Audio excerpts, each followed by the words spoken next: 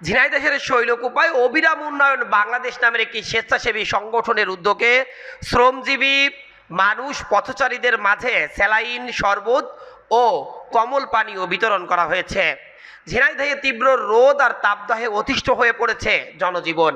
এতে সবচেয়ে বেশি বিপাকে পড়েছে নিম্ন আয়ের খেটে খাওয়া মানুষেরা। তীব্র রোদ উপেক্ষা করে কাজের সন্ধানে ছুটেছে শ্রমজীবী মানুষ।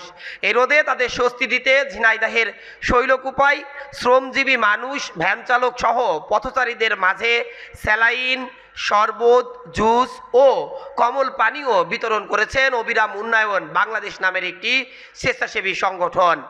উপজেলার সারুটিয়া ইউনিয়নের কাতলাগাড়ি বাজার সহ বিভিন্ন বাজারে এই স্যালাইন জুস ও কমল পানি বিতরণ করেন তারা জানান আগামী এক সপ্তাহ ধরে এই কার্যক্রম ইউনিয়নের বিভিন্ন বাজারে অব্যাহত থাকবে। প্রতিষ্ঠার পর থেকে অবিরাম উন্নয়ন বাংলাদেশ সারুটিয়া ইউনিয়নের অসহায় হতদরিদ্র এবং মেধাবী শিক্ষার্থীদের এর উন্নয়নের জন্য কাজ করে যাচ্ছে।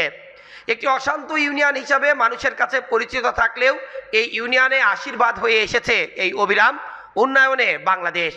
অবিরাম উন্নয়ন বাংলাদেশের প্রতিষ্ঠাতা সভাপতি শিক্ষক নেতা উজ্জ্বল আলী দীর্ঘদিন ধরে তার পরিশ্রমে উপার্জিত টাকা দিয়েই এই ইউনিয়নের অসহায় হতদরিদ্র মানুষের সেবা করে যাচ্ছেন।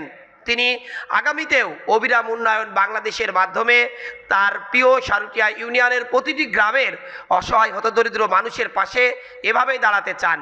মূলত আমরা দেখেছি শীতকালে শীতবস্ত্র বিতরণ, বিভিন্ন সময় এতিমখানা ও বিভিন্ন বাজারে খাদ্য সামগ্রী বিতরণ, চিকিৎসা সহায়তা, শিক্ষা সামগ্রী বিতরণ, বৃত্তি প্রদান সহ নানাভাবে মানুষের পাশে কাজ করে যাচ্ছেন মানুষের সাথে এই অবিরাম উন্নয়ন Bangladesh. Desk report, eagle TV news.